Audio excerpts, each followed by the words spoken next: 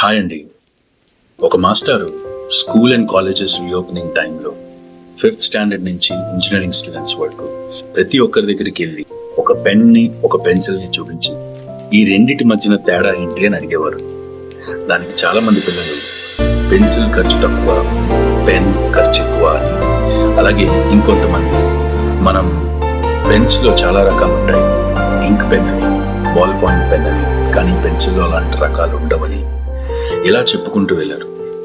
దానికి మాస్టర్ గారు చెప్పింది ఏంటంటే, 4th స్టాండర్డ్ వరకు పెన్సిల్ని ఎందుకు ఇస్తారు అంటే, మీరు చిన్నపిల్లలు కదా, సో మీరు ఏమైనా తప్పులు రాస్తే చెరిపి మళ్ళీ రాసుకోవచ్చు అని.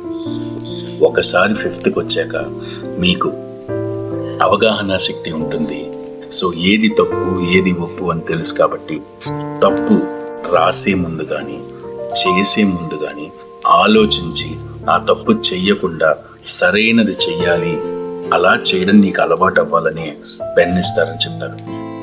అది కాక ముఖ్యమైన ఉద్దేశం ఏంటంటే, అక్కడ మీరు లాస్ట్ ఇయర్ వరకు చేసిందంతా ఒక పెన్సిల్ అనుకోండి, ఈ ఇయర్ నుంచి చేసేదంతా పెన్ అనుకోండి.